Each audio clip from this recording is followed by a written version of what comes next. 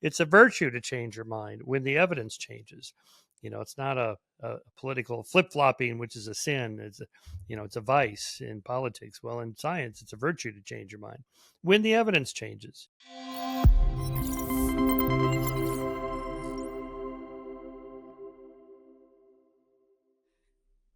Hello, Mindplexers, and welcome to our community podcast. Today I have with me probably the best guest I ever had, and I know Michael doesn't like me to do this because he's a very humble and modest person. I'm sure you know Michael Shermer. He is founding editor of the Skeptic magazine and fearless and fearsome pursuer of truth, I would call it. And that's why the Skeptic magazine, Bertrand Russell said, don't believe anything until it's proven to be true. And I think that's probably Michael's maxim. I met Michael for the first time in person at the Freedom Fest, which I think obviously as freedom and truth and conspiracy, which I see the book you have behind you, Michael. I also have it. Right. I have the Yay. book signed by you here. So thank you so much. Your book on conspiracy, and it's so timely, of course, obviously, to have written that book with the recent it's COVID endless. happenings and so on. Endless, actually, not recent. Endless. Of course, COVID is gone. Now it's a Trump assassination and so on and so forth. Yep.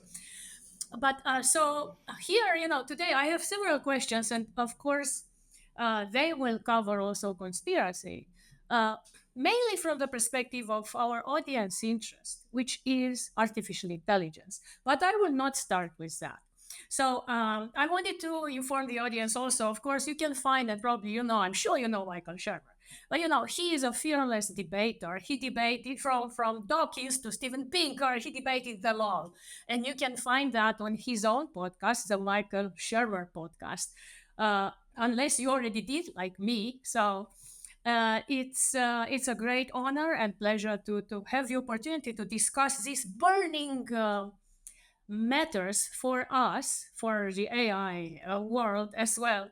But I'd like to start by informing our audience, which I think it's public information. I didn't find it from you, so it must be. I hope it's not a conspiracy. The fact that you are in the process of writing a new book, Michael.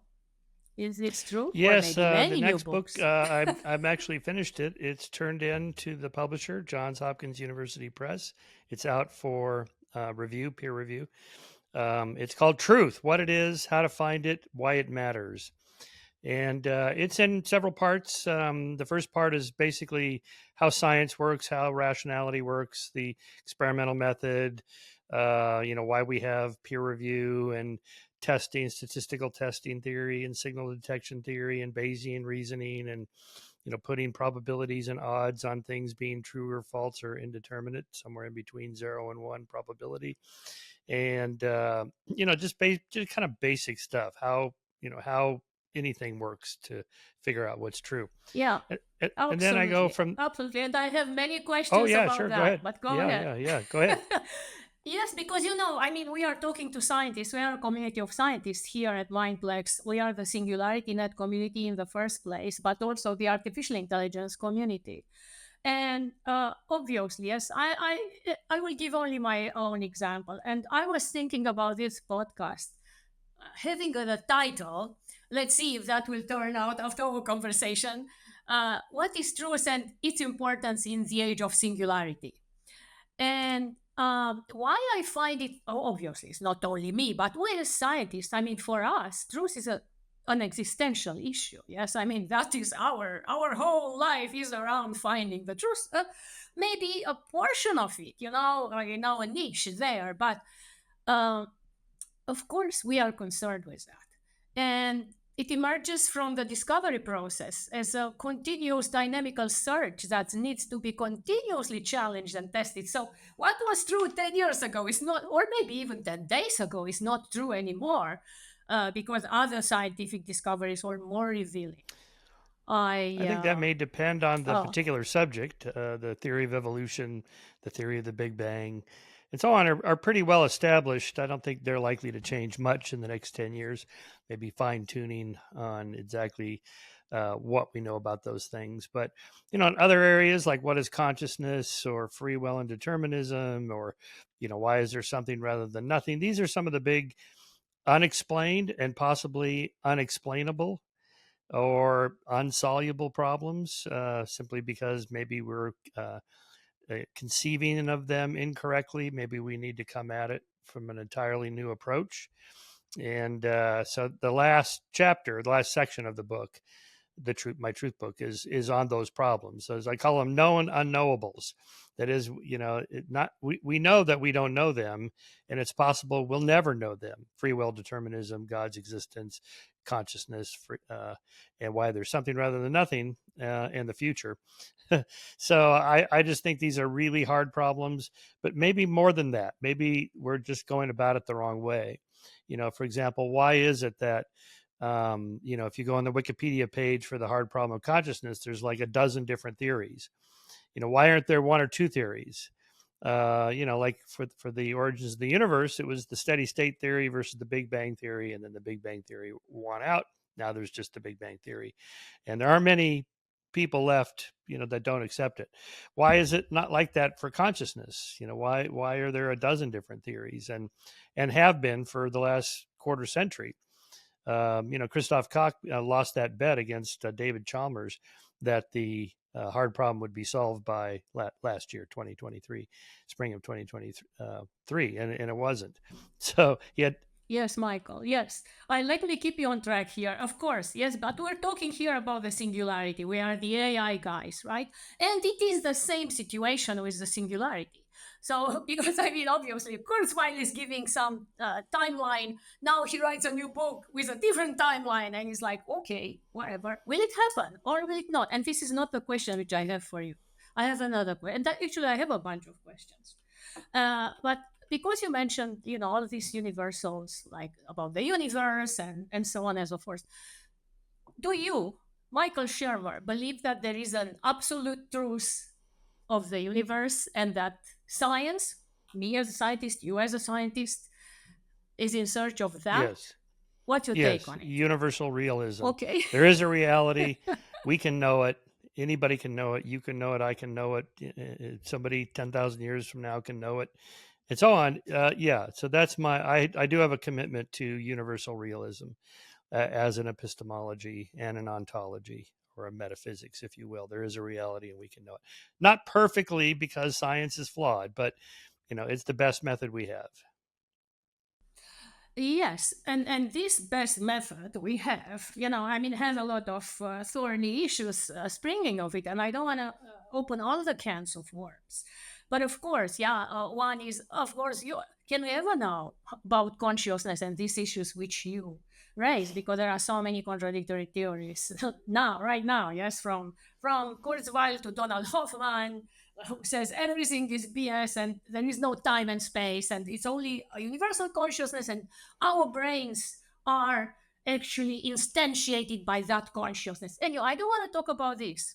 My question is, do you think, again, as Michael Shermer, is this kind of aspiration for absolute truth more like a dogma, like actually harmful? Let's say Donald Hoffman says everything that we studied so far in physics is BS, and that actually there is no space and time. And he is coming with, of course, some arguments which are very incipient, very primitive right now. I don't know if you know his work, the case against Yeah, reality, and so on and I so do forth. know his work. But Yeah. so if he starts to impose his dogma, and then we come and say, no, this is not I like have that, a section and there will in my book be on him. Yeah, I discuss it. I've read the book. I had him on the podcast. Yeah, I'm skeptical amazing. of Hoffman. I think he just goes too far. I mean, it's true there are species specific ways of knowing reality. The bat's vision of the world looks different than mine, but there's still a reality. I mean, if the bat is flying toward this object I'm holding here, it's gonna have a different image on its brain that I have, but it's still really there, and it's going to bounce sound waves off of it and move around it because this object is actually really in the world. So there's a certain amount of case to be made that different species see things differently, and we're embedded in that our own brains. But there really is a reality, and you really can know something about it. And that would be the truth if we can Yeah. know that reality. But it's let me tell you another, because I will stick to this question of truth or matter of truth for a while in our conversation today. We as scientists praise ourselves, and in fact, the whole academic culture is about excellence and an aspiration to become an authority on the matter, speaking about this absolute truth, right? Like I know it. I worked all my life in this. I mean, Dr. Fauci, as his nefarious statement, which is now very controversial, right? I am science, right? So believe me, trust me. There's outrageous as this sounded, as a scientist. Uh, and this doesn't say anything about if I like or dislike Dr. Fauci, but as a scientist, we actually, there is a paternalistic culture there about being a respective scientist and about being the authority on the matter. That's what we scientists aspire to, and that's why the peer review and so on and so forth. And then you are invited to advise this and that government, and the more you are respected, the more you become this authority on the matter. And then maybe some truth is revealed and this is all gone. And it's like, oh, what happened? What's your take on this? Yeah, no Uh, cult of personality in science. It doesn't matter if your name is Fauci or even Einstein or Darwin. It's the ideas that matter. And so in Bayesian reasoning, I like what's called Cromwell's rule. Oliver Cromwell famously said, I beseech you in the bowels of Christ, you might be mistaken. In Bayesian reasoning, Cromwell's rule is never assign a 0 or a 1 to anything. You never know. You might be wrong about anything. So, at most, give it a 99% probability of being true or a 0.01% probability of being true, but never 0. So when someone like Fauci says, I am the science, or now we know, that's not a good approach, especially for that particular topic, since we didn't know. And it turns out he was wrong, wrong, wrong about so many things. And it's frustrating. He won't admit it. And, same thing with Francis Yes, and I Collins. have to say something, and it's not in his defense, but it's about the academic culture and about the science in general and the culture there, because there's so much work, so much struggle to reveal even the most elementary truths or the simplest truths, and to show that it is true, to prove it. And on those premises, we get the badges of honor, and as I mentioned, yes, get the awards and Nobel Prizes and so on. And of course, most scientists, as far as I know, are very humble, but it's not easy. It's not easy to stay humble in that culture. I just want to give some credit, if any credit is due, when some scientist falls into that trap, because maybe we have to work there as well on It the would be culture. nice I don't if know if you have any It would be thoughts. nice if scientific experts said prefaced whatever they're going to say with, "At the moment, this is what we think is true," or, according to the current evidence, although this could change, this is what we think we should do now. Wear masks or get the vaccine or close the schools or reopen the schools. They held these press conferences back in the spring of 2020, and they pronounced as if we now know X.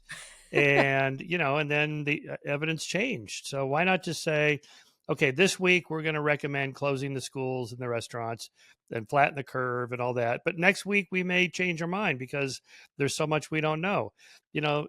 People get that. They're not stupid. They can understand that kind of reasoning.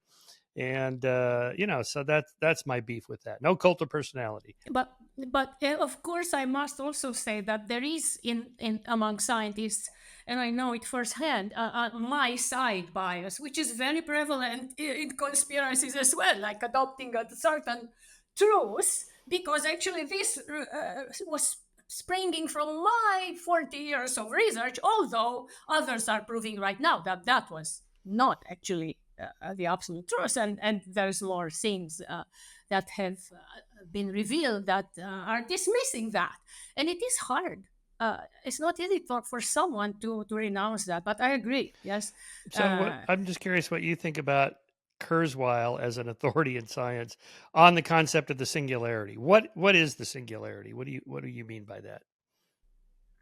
The singularity is very clear to us. It is that moment when the artificial intelligence will become smarter than us. And then what, right? I mean, the AI will be the smartest person in the room and on the planet.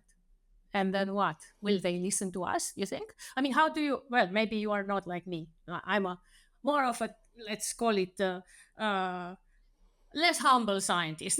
Let's call it like that, because I've been tainted with that, because it is a hard fight, yes, to climb the academic ladder and so on and so forth. So and so how do I've been in those expert rooms, and many of them I was the only blonde woman in the room, and I really had to be tough there to be listened to. And the question is now, let's imagine that we have the AI there making decisions and listening to us humans. And I mean, we're not completely stupid, but Pinker wrote for a reason that book, Why Smart People Make Stupid Decisions. and uh, there, I'm sure there is room for some condescendence there from the AI to us, and so on and so forth. So there are a lot of questions that emerge from this issue of the singularity, when the AI will be smarter than us at everything, right? And so I do not know why you asked me that, but I Well, because have. you mentioned the I'm, singularity several times earlier, and I'm just curious. yes, and of It seems course to be a I changing mentioned it definition. because it's common to, that's Yeah, where called yeah. singularity net here. And this is our bread and butter. Yeah, Yes. because I mean, mathematicians mean something different than you just said, or Of course, and cosmologists mean something physicists, of different. Yeah, course, as yeah. well. But you asked me if what do I think about Ray Kurzweil calling this phenomenon the singularity. I think it has an equal effect and impact. Yes, like it is a singularity. It is a phenomenon that will change Yeah, everything as we know yeah. it. Yes, so that's amazing. And I don't want to talk about that because this is what we do every Okay, day. I want to stay with okay. truth.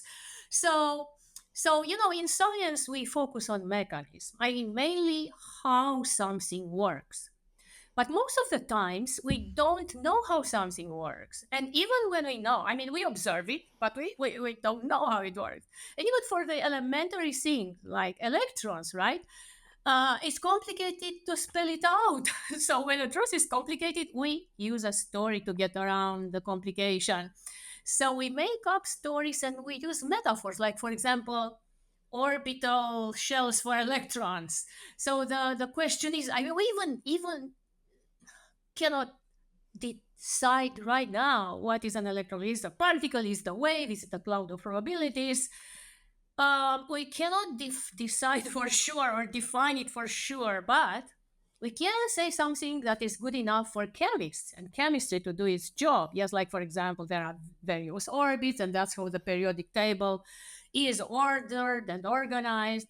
And then if electrons jump from an orbit to another, you get another element, and so on and so forth. So the question that arises from here, yes, because it's like, I don't know exactly, I cannot even name it, but I can make a story about it or a metaphor. I would call this partial Mm-hmm. truth, yes, versus that universal truth of that you were referring initially to. And the question is, how do we work with partial truth? Because partial truth is what also can give rise to conspiracies. So, it's all an interdependent thing. Conspiracy truths they are very related. So, and you know better than me, of course. That's why I'm asking you.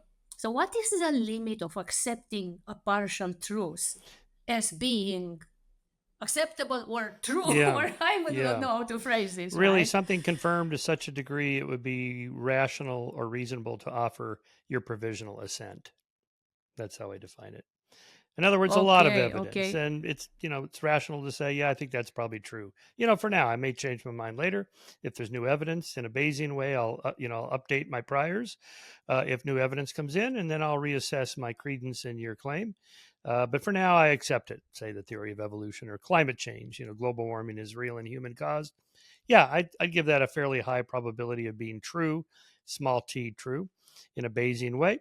But if new arguments and evidence comes up, I'll listen to them, and we'll just take it from there. So, and it's all partial truths. I mean, nobody is omniscient. except for maybe your future AI. Maybe that's God. But for now, I'm an atheist, so I don't know. I don't think there's a God. But even if there is, you're not God, and neither am I, and no one is. So we have to approach the. Is there a God? That's another question, right? For science, Yes, or well, or maybe. or maybe I'm not. not No? sure what kind of experiment you could run to determine. Because what if your future singularity is, for all intents and purposes, omniscient and omnipotent? Would you call it God? Well, I think most Christians, for example, would not. They mean something more than just omniscience and omnipotence. They mean personal, cares about us, that sort of thing. I'm sure there will be a lot of questions from our audience in that, in the chat when they hear this. I have a lot of them myself because you mentioned, yes, partial truths, and you mentioned climate, right? And we were at Freedom Fest, and I was in the room when they played this climate movie, which was kind of going against the mainstream ideas about climate change, and you were on the panel to comment on it. And I remember you were the most skeptical Yes, about that yes, movie, and yes. the producer were, yes, go What ahead if was you it? want to say Climate the something movie, I about think it that. was called. Yeah, it was, it conflated Yes. the different subjects. I mean, they go from, is global warming real and human caused, to what should we do about it? And they bounce around between, well, there's this data showing, the CO2 gases and the melting of the glaciers or whatever, to these, loony environmentalists, blocking traffic or throwing soup on a painting, or stupid stuff like this, or worse, actual like communists or socialists that want to dismantle the whole capitalist system. And these are different issues. I'm not a socialist either. I'm a pro-capitalist free No, market guy, but and I so think the issue is related to truth, Michael. The issue is the dogma, and it is ideology, yes? Because that's why those people were throwing painting, and that's why many people are now demonstrating on university campuses for wokeism and so on. yeah, So they it's think a it's true, climate right? ideology. That I was know the they issue. believe that, but they're Exactly. wrong. Yes, yes, which is related to our discussion here. So to come back to the question, yes, is there any chance that we avoid? So because I know that you did not agree completely with the movie. I have to say that it was pretty convincing. I'm a scientist, and they had a lot of kind of proof of that there is what there is Well, they not, didn't. and this is They still an they open left out. How debate. come they didn't interview anybody who's an actual climate scientist on the other side? It's always the one guy, Richard Lindzen from MIT. He's in every one of these movies. He's in every show you've ever seen about climate skepticism. Why aren't there others? And why not at least Bjorn interview Lomborg, one person yes. that says, I know your arguments. Here's why they're wrong. I mean, we at Skeptic here, we have published many, many articles. Here are the claims by the climate deniers. Here's why those claims are wrong. We're not calling them anything. We're not, using ad hominem. We're just Oh, I saying, don't here's their think it's argument and climate. here's why their arguments are wrong. Yeah, Why couldn't they do that in I'm the film? sorry. It's very simple. I could have given them a number of people they could have interviewed for the film. No, I think their point was not to deny that there's climate change. Their point was to deny that there's human, that we will be extinct because Well, of that's what's fine. I'm happening skeptical with of them. that also. That's the part Okay. about that was my point about the conflating different topics in the film, and it wasn't clear what their message was. I mean, if they're just Okay. saying the people who say extinction is on the horizon in 12 years or whatever, like Greta Thunberg, due to global warming, yeah, I'm as skeptical as those guys are. Yeah, because that's not going to happen. Yeah. So, yes, but this is also kind of just this topic right now, even this movie, let's say, instance, yes? I mean, it's related to the next question, which is kind of related to what we were talking about. Is there any chance for us to avoid possibly falling into the conspiracy trap when working with such partial truths? Because you see, there's a movie about there is no immediate cataclysmic consequences. Then there's the hundreds of movies which say, "Oh, we're gonna die because of climate." So I think both may be conspiracies. We don't know yet. I do not know. What's your take? And is there any chance to how do we get out of this conspiracy can of worms Well, related so to this? we got to I define don't what know. we mean by conspiracy. This is two or more people plotting in secret to do something illegal or immoral against a third party without their knowledge or consent. So the conspiratorial idea behind climate change is that thousands of independent climate scientists are all purposely lying about global warming in order to get grant money or whatever it is Yep, that they think is going very on. possible. No, it's not possible. Conspiracies are really hard to pull off. Two or more people can keep a secret if three or more people can keep a secret if two of them are dead.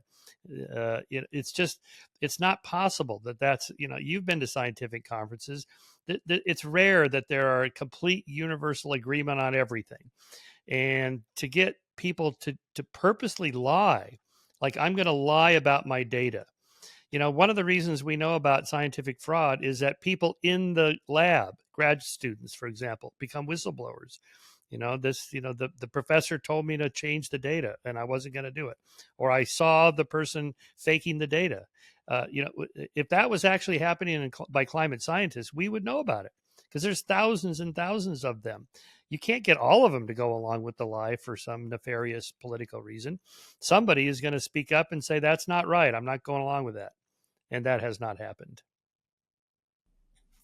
Yes, that's okay. If you go to that narrow definition of conspiracy, let's not call it conspiracy, but it's still not something. Let's call it ideology. Let me take another example, which is very similar though, but I think it's very hot right now.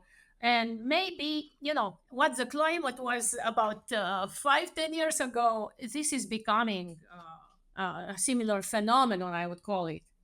In many cases, when partial truth is being taken as absolute truth, this can be, a very, how I would call it, toxic. Let's call it this way for now. So, the way the mind can be manipulated by ideologies, religion, cults, beliefs, which are founded in some partial truths, sometimes and most of the time, very little though, and mostly on playing on the emotional chords of needy people. Yet it's being promoted as absolute science, giving rise to, for example, the woke indoctrination, right? I do not know what you think about it. I know what I think about it, and I know that it is a doctrine that has now pervaded our universities. And I think you had a panel not about this with Steven Pinker at Freedom Fest as well, and actually, I'm mirroring and totally echoing his take on that. That this is an ideology that administrators have been appointed simply for convenience to deal with the issue, and they are creating havoc because activists are screaming in their uninformed and unscientifically trained ears. And that's why Stephen has created the Council of Academic Freedom to whisper in their other ear with, as you said, some rationality, some reasoning, and because we know a lot about these things, but even if you say there are only two sexes, will get you fired from Harvard, which has happened. So this is what I mean, and then maybe we don't call it Yeah, conspiracy, but I sure. mean this Ideological partial truth. capture. What's your Yeah, take on that? ideological capture definitely happens. Your example is correct.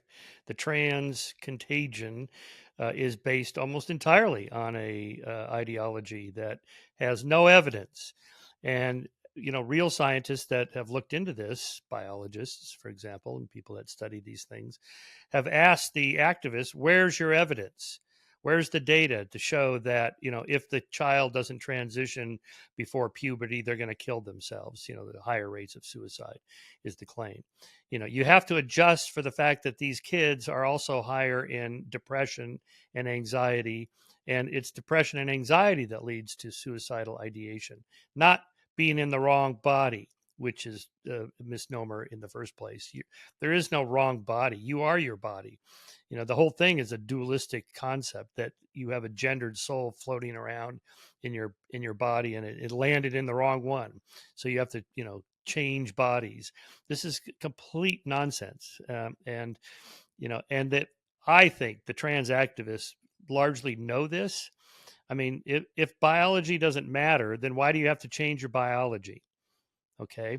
So, I mean, the whole thing is deeply flawed. So, yes, that's an example of ideological capture, but they simply don't have the evidence. I mean, if they had evidence, I would accept it. If you really could change your sex, if men really could become pregnant, if women really can have penises, all right, I will change my mind, but they can't. All right. You can't. It's just not, unless by man you mean woman. If you say men can get pregnant, if by man you mean woman, then yeah, sure. But what do these words mean? So at some point, you got to define your terms and give us, the studies. And when that happens, So scientists because change their mind all the time. So, that ideological capture happens particularly in faddish ideas like that come and go. The climate change thing has been around a long time now. I mean, 50 years we've had research on this. So it's not likely that 50 years of thousands and thousands of climate scientists have all been ideologically captured. It's not impossible, but it's very unlikely, especially because of the convergence of evidence from multiple lines of inquiry. It's not just the study of CO2 gases, it's also the study of glaciers. It's also the study of sea level rise. It's also the study of migratory birds and insects and how those migration patterns are changing because of the changing climate. And on yes, and yes, on and but on. There's just dozens yes, of these I don't things. want to talk about climate today. Oh, Really, well, you really, brought it really. up, so This I'm is just giving you it as an example. yes, yes, yes. Of course, I brought it up as an example, and the wokeism as well, and we won't solve that either today. But I have made, I just want to stay with this and find a way to actually deal with it, and also clarify a few things, yes, which are related to what you very kindly, corrected me on, because there are confusions even when it comes to the terms. At least you see for me.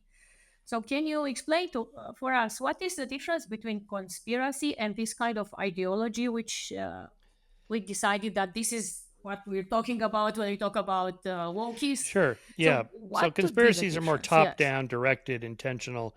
Ideological capture that we're talking about happens more from the bottom up as an emergent property Okay, of so they are related in the sense conspiracy is ideological capture. Okay.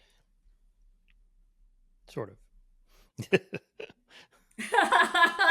Okay, go Well, on. bottom up. I want to be as clear I as mean, as a, possible. Yes. what you're talking about there with ideological capture, like in the woke movement, that really, it's not. There's not like some committee that's decided to make this happen. It's really just bottom up, just thousands of far left professors who just buy into this woke ideology, not for any rational or scientific reasons. They have no evidence. It's based on their political orientation and the idea that now we've had civil rights, women's rights, gay rights, now trans rights, and they're just taking it like the next logical step, but that isn't a logical step because you can't change your sex. You can't. And then there's all the rest about race and all that. I don't know how far down the rabbit hole you want to go with that stuff, but we've Yes, I want to continue on the same, line on which we were there, and because you mentioned this ideological capture or whatever, and conspiracy and so on and so forth, I have a question actually because of course we are being manipulated, and we know that, like through censorship, through withdrawing information, and so on and so forth, and there are many very worrisome trends right now, and I will get to the Google latest decision that can also lead to disaster. which Google But decision. just one example, because you were talking about that, we'll get there. Because we were talking about, yes. Oh, you mentioned I wonder what sorry. is the. Yes, I will get to Okay. everything. Trust me. Yes. I'm taking good care of my guest. I have the questions. Yeah, I hope you have the answers. So, let's take the Hunter Biden laptop case. What is that? Was that a conspiracy? Was that what was it? Yeah, that I would say is more of a ideological capture by of the media by political ideology, by political orientation. I mean, the entire Hunter laptop censorship of that story. With a purpose, We though, and that can make it a conspiracy because the purpose was to, yes, as yes, they say, rig the elections. yeah, yeah, but it really came more from media types in some government rather than, say, the candidates themselves or something like that. It's a kind of conspiracy. I see where you're going with that. Yeah, it's a kind of conspiracy. Sure. I mean, there's some editor at the Yes, New York Times says we're not going to cover the Hunter Biden laptop story, and that command trickles down to the rest of the employees, and that's the end of the story. So, exactly. So that's called yeah. censorship, right? I mean, yeah, we're avoiding the truth. And the question is, so that means, no, there are conspiracies which are false, conspiracies which turn out to be true, right? Because people didn't believe it. I mean, really, I did not believe it until I saw the facts, right? And many other things are going on around, but I'm not going to talk about all of them, yes, or any of them. The matter at hand here is, can we distinguish between true and false conspiracies? Like, this partial truth or its obfuscation, like in the case of the Hunter Biden laptop, yes, censorship can do a lot there to lead us But on the wrong eventually the truth path. comes out. That's what the Twitter files exposed. What we can only hope. Yeah, well, that's what we have whistleblowers for. That's what we need free speech for. That's why I like what Elon's done with X, even though a lot of people don't. There's a lot of junk on X for sure. Bringing Alex Jones back on, this is not helpful for people that care about the truth because he's just a bullshitter, and I mean that in a technical sense. He doesn't care what's true or false. He's just throwing shit at the system. Yeah, but this is not the topic I'm focusing on right now. I would like to have a 2-hour podcast only about Alex Jones, but not right now. So the question is, yes, how can we actually not dismiss a true conspiracy, like in the Well, case of the Hunter yeah, Biden laptop? I Is was there a giving you the chance? answer. The answer is open dialogue, free speech. Let's see everybody's arguments and let every voice be heard. Again, you have to allow the Alex Jones on there, but from that we get the Twitter files, and we find out which editors at which newspapers censored the Hunter Biden laptop story. Now we know. That's how we find out about these things. Yes, and if we go back to the Twitter files, by the way, at least that's what I learned from Michael Shermer, another guy who I met Yeah, at this yeah, Freedom Fest. Yes, he's very good. is what they have been through and how Matt Taibbi actually, the IRS showed up at his door the next day after he Yeah, published coincidence? I the don't think Twitter so. files. Wow. So let's go into a conspiracy here, Michael. What do It you could think? be. Is it Yep, it could be. coincidence? No, probably not a coincidence. We know this has happened in the Can we ever past. prove it? Can we ever show the truth? Was it a Well, coincidence we or know from the not? Nixon administration era that he had J. Edgar Hoover, and the FBI and the IRS investigate his enemies. We know that happened. Yes, we Yeah. know So, that. I mean, yeah, sometimes those kind of top down conspiracies really do happen. Which is my argument in my book, is that it's not irrational to believe conspiracy theories because a lot of them Yes, and that's are true. also Bayesian truth. Yes, the priors. Yes, I mean, if we have priors, then we can believe more with a high degree of belief. I'll get there as well. I have, you know what? Before I move on to finally to the artificial intelligence, I just wanted to mention this. Because we were talking about absolute truth and let's say an absolute reality or truth of the universe, which you are after, yes, in all your work, which is amazing. And these partial truths, which will eventually lead us there, and we will reveal those, and hopefully, yes, and that's also science, yes, and as a scientist, I am on board in this, let's say, crusade for truth. But in this regard, as you said, we have to remain humble. Yes, and this is the very best thing we can do, and accept that our findings and ideas and theories may be proven incorrect sooner or later. So remain open to challenge, to debate. So from this perspective, I consider truth to be more of an attitude of continuous search for deeper and deeper explanations. The, what do you think about this? Yeah, epistemic. This is called Continuous. epistemic humility. It's a virtue. It's an attitude everybody should have. Here's what I believe now. I could be wrong. I mean, just say it like that. People would save themselves a lot of grief if they said it like that, because then it's okay to change your mind. because you can say, look, I said this is what I believe, but that I could be wrong. Now I think I was wrong, so I've changed my mind. It's a virtue to change your mind when the evidence changes. It's not a political flip flopping, which is a sin. It's a vice in politics. Well, in science, it's a virtue to change your mind when the evidence changes. Yeah, so I agree. Epistemic humility. In Europe, where I studied and where I did my PhD, I mean, the professor is the god. I mean, literally, they call it doctor father, but it's like the god. Yes. If it is your supervisor, is the father, yeah, the doctor father. but when the professor is in the classroom, and that's how I studied all my life in university. The professor was the god we were looking up to them. So I think we need to change that. And I think in the US is when I moved here, at least I have seen they are much more modestly dressed, and it's completely different. In jeans and with a hand in the pocket, they teach more like Carl Sagan style. When I saw that on TV when I was in Europe and I was a student, I was like, wow, that's how I want to be when I will be a professor. But when you come out of that kind of system, it's not necessarily so handy to be humble. So, but let me move. Unless you want to say Nope, that's something fine. there, let Good. me move to the impact which artificial intelligence now may have on truth or conspiracy or ideologies, especially in a world in which we depend on these big companies like Google, which has decided now to not index information which it deems irrelevant or non-expert information, and even this led to uh, eliminating from searches the Trump assassination attempt, because it was not sure if it was an assassination attempt and so on and so forth. For various reasons, they didn't index that.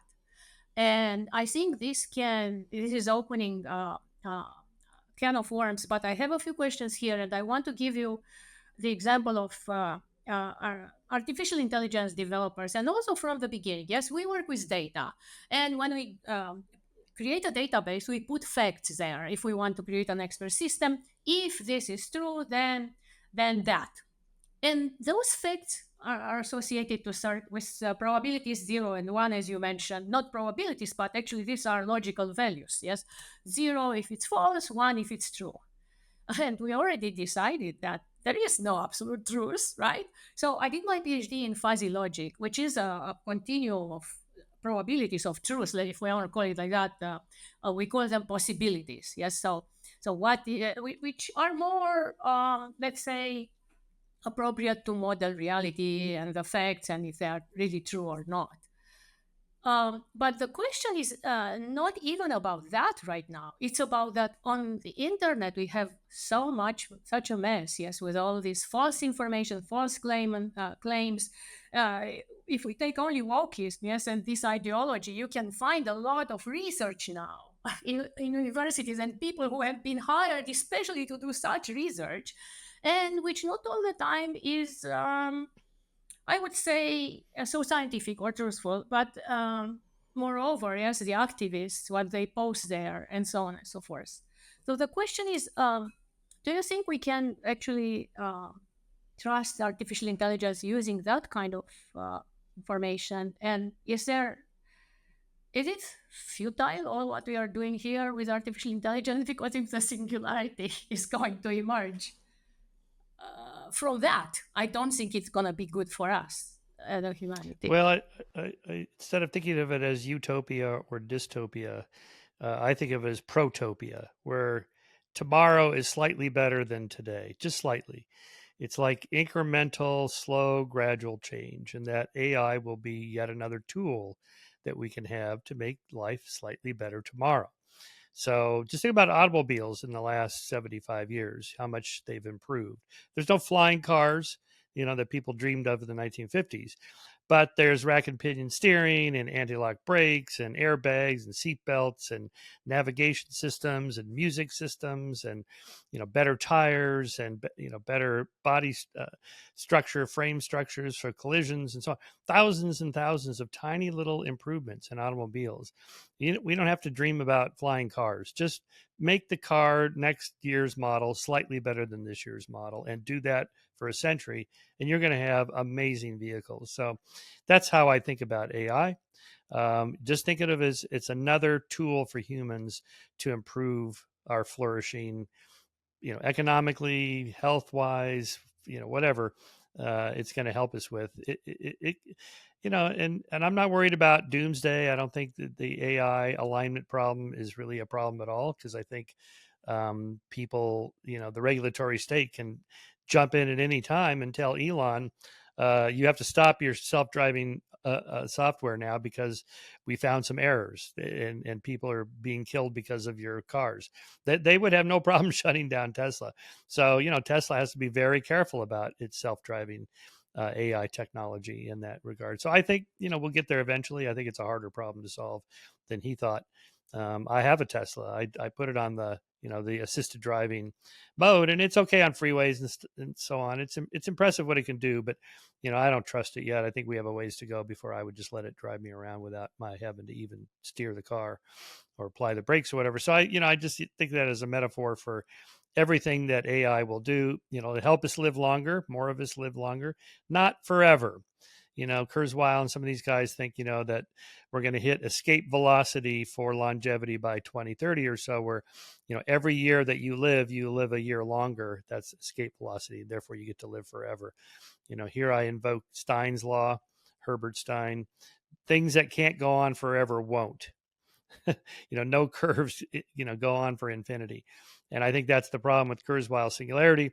He just, if you follow the details of his books and you look at the curves, the data is correct, but there's no reason to think that it will go on forever.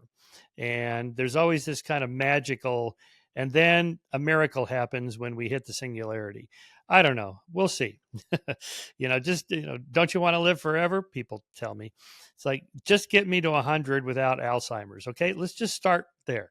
Let's just start with eliminating Parkinson's and Alzheimer's and heart disease, and see how many people we can get up to the upper ceiling of about 115 to 120 years old. Before you start thinking about, don't you want to live to be 300 or 500 or 1,000 years old? Just don't worry about that. Just solve a problem tomorrow. Just solve the problem of dementia, for example, which is a problem for us baby boomers. People are hitting the wall, and these are serious issues. AI can help us solve that by, say, drug treatments. The analysis of chemicals and what can be used to change problems with neural firing, for example, with Parkinson's or whatever. AI can really do that. It can run these trials virtually, in minutes or hours, what would take, months or years for a drug company to do. Okay, just something like that. Don't worry about, the AI alignment problem, and that these computers are going to turn us all into paper clips or anything ridiculous like that. Yeah, I even, almost forgot the question, but I will bring you back to the question, yes? Because you mentioned, yes, applications and possible applications of AI, which are very common to us, and we are working on several of them, obviously, here. But the question is, yes, AI could help my health, and it could help me. I think with drug design, hopefully, we have better data, yes? Hopefully, because there are, enough scandals in that universe as well. And don't remind me of the vaccines and other stuff. But how can AI help me with my data, with my health, if it learns from the wrong data, right? And this comes back to the truth, right? We only have partial truths, and AI needs data and information to learn. It doesn't just discover. Yeah, I am by worried about the itself. large language models either lying, And that's why truth is so important. lying or hallucinating. They come up with just crazy stuff amidst the really interesting stuff. So, yeah, to me, I think that's just another problem to be solved. This. For every new technology, there's three problems solved, two more new problems we didn't have but the before. bottleneck is truth. Yeah, that's the thing, right? What is the reality, yeah, of that Yeah, data yeah, and of that information? right. So that's again, it's a very critical topic, Michael, and I really so much admire you for having tackled it. I just want to tell you one of our dreams here is like when this we will achieve that artificial general intelligence. We are hoping that it will be able to analyze the depths of information, those to get into the guts of things, to uncover truths or falsehoods that escape us, and that they can, by themselves will reveal to us, oh, there is a conspiracy here, or this is not true. Just by looking at the amalgam of information, as you mentioned, there's this and there's that, and I believe this or that, and maybe Kurzweil is wrong, and the AI will be able to tell me that because they are smarter than us. This is a dream. But let's take the famous example of QAnon. Like in today's confused world of misinformation, can AI help us all detangle that kind of facts from fiction? What would be your could AI, because I don't think the level of AI which we have now can actually do that if it goes, just simply crawls on internet. The hallucinations which you mentioned is the proof, Yeah, right? yeah. I think So, at some point you still need human intervention and analysis of what the data that the AI is sending us to, base our decisions. I don't think, maybe the big change will happen in 2045 or whenever Kurzweil thinks the singularity is coming, 2040, I guess. It's hard to say what will happen after that, but between now and then, let's keep humans in the loop somewhere, just how that data is applied. And, the Google search program, Gemini sorry, was that it? Yeah, Gemini. Yeah, yeah, Gemini. Gemini, Just yes, yes. churning out crazy stuff. Grok is interesting, but Speaking of wokeism, right? I mean, yes, Gemini was trained on yeah, that yeah. data, so Grok is it's good. useless. Google, everybody. I'd like multiple AI systems in the marketplace at the same time. Open AI, I guess, is going to compete, with these others. Okay, fine, good. And then we'll see, who gets it accurately or not.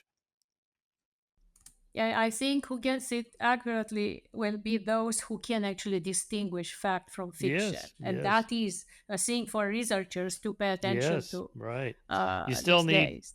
again, you still need open conversation, peer review, dialogue, debate, disputation. That's got to be part of it because even the AI is not likely to be omniscient anytime soon, even though, AGI sounds good on paper. What does it really translate to? Well, we'll see. I hope I live Yes, long yes, enough to and find out. But I won't if you don't apply it to specific problems like, cardiovascular or dementia or Alzheimer, whatever is going to take me of out course, eventually, just, yeah, work on those problems. of course. But because also you mentioned Google and I mentioned Google, and I have this question, this burning question, which I already phrased, but I didn't give you a chance to address. And so the what would be your take on the recent Google decision to not index all the information? I mean, when they started, they were indexing everything. Yeah, so that is free speech, that is access to information, that is transparency. Now, what they are doing, actually, they are putting everything, they are selecting. So, who are they? Speaking of, when there are many experts in the room, I like, who is telling me? Who knows better than me? So, who are they to tell me what is relevant and what is not? Because you see, also, I mean, there are, not to mention climate and wokeism and all these controversial issues, they can manipulate and censor so much with that simple decision which they made to not index except expert and relevant information. And who decides what is that? Who? If it's the US government, I would be worried. If it is Larry Page, who knows? I mean, he accused Elon Musk of species. Maybe he is on our side with believing in the singularity, but Elon would be upset. He's like, no, I want to decide what is relevant, what Of is expert course. information. Yeah, of So, course. what's your take on that, Yeah, my take is on Google's I don't want the decision? government or Larry Page telling me what I can search. Don't censor anything. I mean, there's some obvious ones like we have to be Exactly. careful about pornography with children and things like that, or posting the launch codes for the nuclear football. you know, obviously there's certain things like that, but beyond that, just let everybody have their Of say. Let course. the search fall where it may using the search rank program that Google innovated. Just keep running that, and yeah, just let people make their own decisions. Yeah, you mentioned it is kind of a type of a conspiracy. It's more patronizing, more of like we know what's best for you because it's like the arguments with people against Joe Rogan having on RFK Jr. and Robert Malone and some of these other vaccine skeptics. Well, the assumption is his huge audience are too stupid to be able to reason through or look stuff up. When Robert Malone says vaccines lead to higher rates of cardiovascular, what is it? The enlargement of the heart, and so on. Well, okay, then go look it up, or listen to the next podcast guest where he has somebody, Peter Hotez, he had on that said, no, that's not true, and here's how we know. That's how it works. The idea that the masses are too stupid, so we have to do the thinking for them. Some higher up algorithm designer, computer engineer at Google is going to decide who I should be able to listen to or read. Forget it. That's no good. Do you think that that could be, let's say, when we get there with the singularity, that could be an artificial general intelligence smarter than every human in the known universe? Would you trust that to make such a No, decision? I wouldn't, because I got to see it in action first, right? I mean, this is all So you are a I speciesist. am a speciesist. Yes, I am. I am indeed. We'll see. I mean, everybody's talking about what AGI is going to be able to do. Well, let's see what it does. Okay, we'll test it.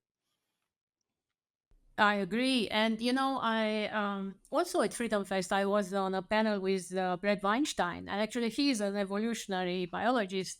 And one of the questions I asked him, and probably it will be the last question we have time to tackle today, is that I see that we here at Singularity, that we see the singularity as a phase transition, as a leap on the evolutionary scale of humanity. It's like it's our baby who is smarter than us. Yes, and my children smarter than me. I'm so happy for them to be smarter than me. I don't want to keep them at my level. Let's say I'm a parentist, not a species, but like, no, you shouldn't be smarter. You shouldn't, go on your own and do your stuff and be the best you can be. Well, we have the same attitude for the AGI, for the singularity, when it will become smarter than us. I mean, why constrain it? Let it evolve and develop it.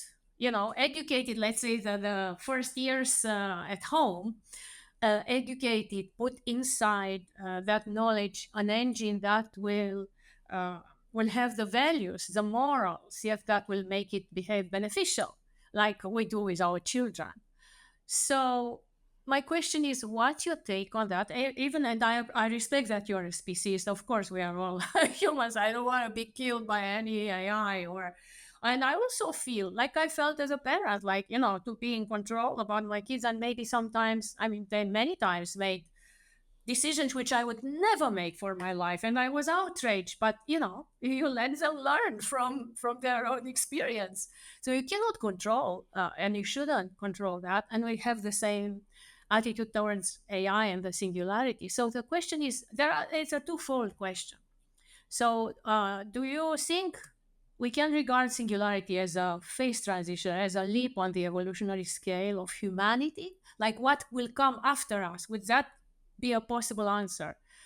And if yes or no, well, let's say if yes, are we going to be dislocated by that super intelligence? I don't think so, because I think it's going to be more of a smooth phase transition, something like what the internet did to society over the last quarter century or so, let's say since the 1990s.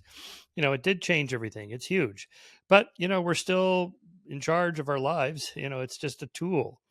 And there are downsides to it. Now there's research showing that kids spend too much time online, too much time on social media, too much screen time, not enough time outdoors, and so on. Okay, fine. Then we can make adjustments. Again, just think of it protopia. It will leave us more time for outdoors and do the Yeah, things yeah, we yeah. I mean, we like. just make Yes, adjustments. and tennis and Use it as a yes. tool to make life better, but will it displace us? I don't think so. I would be very surprised. Yeah, and we believe that too. We believe that it will help us and it will enhance our lives. Absolutely. And this kind of coming back to this to the truth, and also of course we would like you to leave our audience with a few words. I just remember this because you mentioned Grok. Elon Musk was recently asked after he inaugurated the most powerful computer cluster in the known universe for Grok. Yes, it was like a few days ago, and then he had an interview, and he was asked if he is truthful. That was quite a naughty question from the interviewer. And he answered that we can only talk. He answered very smart, obviously. Yes, I was like, What did he so say? what will he say? What would I say? And he said, we can only talk about the probability of being That's true. truthful. Yeah, That's yeah. exactly. Yeah, he gave the perfect answer. I'm like, this guy is amazing, It's like, so my question is, of course, now I gave you the answer. What would you say? Are you Yeah, truthful? What's your take on as being truthful as I can truthful? be. I try not to employ the my side bias. I try not to speak as a conservative or a liberal or a libertarian or a free market person or a this or that. The only fundamental principle really that I employ across everything is free speech. I'm a pretty close to a free speech fundamentalist, because that's the only way to find out if you're Yes. wrong, is to talk to other people who disagree with you. And that's how we've made progress, is by engaging with people who think differently from us in an open-minded way. And it's hard to do, but if you can apply. So my North Star is the truth, not liberalism or conservatism or this or that ideology. I just want to know what's true. And if more of us practice that as a virtue, skepticism is a virtue, right? Open dialogue, conversation, free speech, these are virtues. And so that's my answer. And this is how we have to train the singularity as well. That is a value which is so Yeah. important. So really, because yes, we are at your message for our audience, and I think we're getting to the point which would be the ideal for me is you are the founder of Skeptic magazine. So can you let us know, like, what is skeptic being skeptic? What does it mean to you as a virtue and as probably the force which is driving you towards that North Star, which is truth? Yeah, skepticism How is does that is work? really just a part of science and rationality. It's just a way of asking for evidence before you believe something. Are there good reasons and good evidence for believing in something? And if there is, then go ahead and believe it, at least provisionally, small t truth, and be willing to change your mind. Be open to dialogue about other possibilities and answers, and so on. That's what we try to do at Skeptic. Let's just look at, if it's an open-ended issue, like we did one on abortion.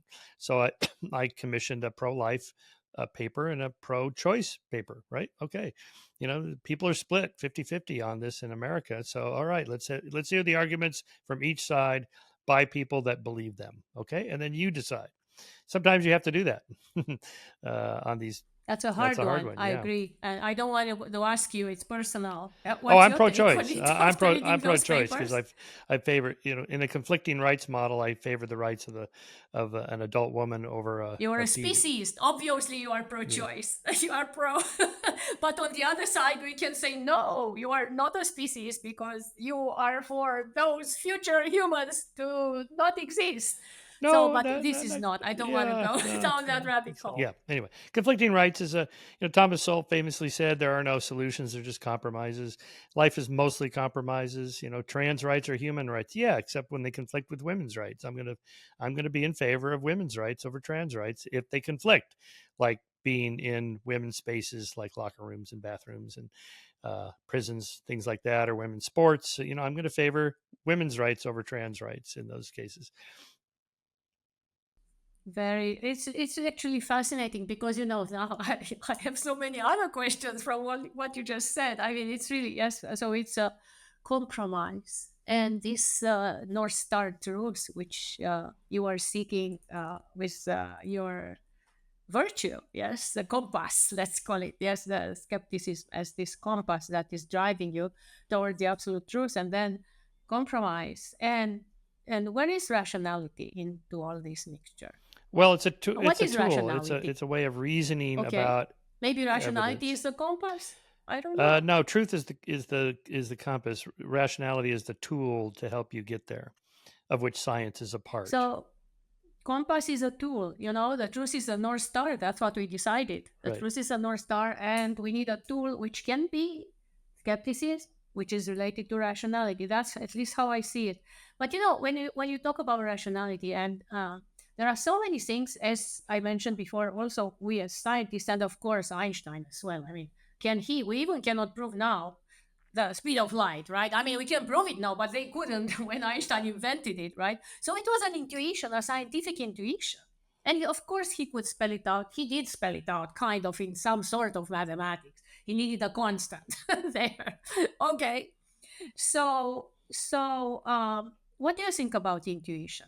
And maybe intuition has many facets, but scientific intuitions like this, and I don't want to say versus. Where do Well, they lie versus yeah, it's part of it. I mean, it's rationality? creativity and so on. Einstein has a dream about riding on a beam of light and so on and so forth. Okay, sometimes those lead to useful research programs, but most of the time they don't lead to anything. I mean, lots of people have intuitions that are wrong, and we just never hear about them because they don't pan out into the theory of general relativity like Einstein's did.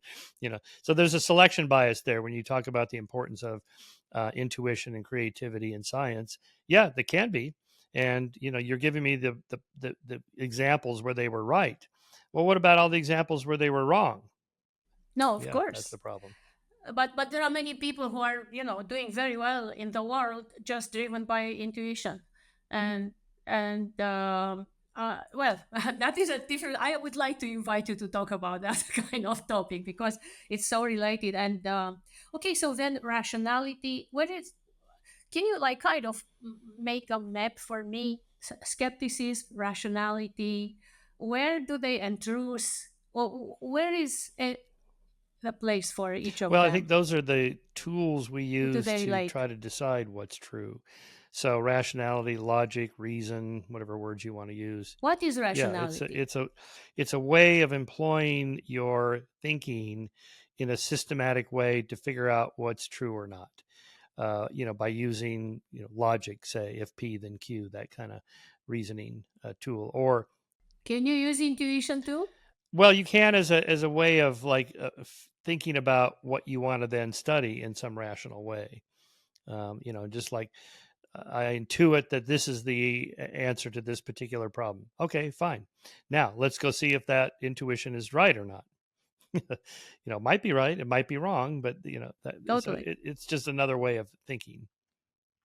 Probably it's more like rapid cognition. You're just not aware of the processes. Like a lot of interesting ideas come when people are not thinking about them. Scientists are working on some problem for months, and the guy figures it out when he's in the shower How or when well I he's on know a that. hike or something, Yes. and he's not even thinking about it. Yes. Just Hot tub. in the hot tub, yeah, it just Yes. pops into his head. So, okay, but that doesn't make it right. You still have to, see if it's actually right. Totally. Totally. So, Michael, last words, some message maybe you have for our pursuers of truth here who are scientists, but they're in the pursuit of the singularity. I think this is important. So, what message would you give to them in their race for the Yeah, singularity? That yeah. AI, which is smarter than us, which may or may not dislocate Again, us. I say think protopia instead of utopia or dystopia. Just try to make tomorrow a little bit better than today. Maybe the singularity. To me, when I listen to the grand pronouncements about the singularity. Sounds like religion, that the second coming, Jesus is going to come, Yes. save us all. AI is God. Yeah, Yes. yeah. It's like, okay, don't worry about that. Maybe, but probably not. Just try to use AI to make life flourishing for more people in more places more of the time. Tomorrow, just slightly better than today. Fantastic, fantastic. But here I just have to tell you, our CEO, Dr. Ben Goertzel, who is also considered the father of artificial intelligence, he actually coined the term artificial general intelligence, not artificial intelligence, artificial general intelligence. He just published a book called, together with Gabriel Axel Montez, who is one of our researchers, called The Consciousness Explosion. And they go, of course, far in I can call it in the woods or in the universe with their prognosis, right? And of course, they say that there will be this consciousness explosion when the singularity will come. What does that mean? Consciousness explosion. Well, I will. It's what it means is the following. So let's say we achieve one agent, one AI. Let's say Gemini, or your favorite one, achieves that power of being smarter than everyone, any human, any Nobel laureate in the known universe. What does that mean, smarter? I mean, Jeopardy. I mean, the chess program on my computer is smarter than general me. General intelligence. General intelligence. Yes, in everything. Yeah. In everything. Yes, that means in everything, and has access and can self-replicate. So they imagine now, smarter than Nobel laureates, than Einstein, than anyone in the known universe to us, can have babies, replicate, and create babies smarter than them. And so that is an explosion. How would an AGI make babies? By replicating its software. It's very simple. That is actually much simpler than human babies, and it can be done just like that, just like LLMs are working. So we're working on such architectures. It is a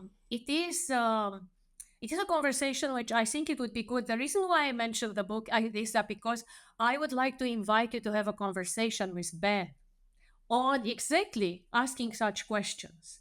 And because I believe that your take, your skeptic take, would illuminate us, and not only humanity in general, or on what's to come, and the role of this super intelligence in the consciousness of humanity, as well as maybe of the universe. Okay, well, so we'll do that another day. Sounds good. Okay, I'll consider this as a yes, and you are invited. I will arrange that one. And thank you so much, Michael, for your time. You're welcome.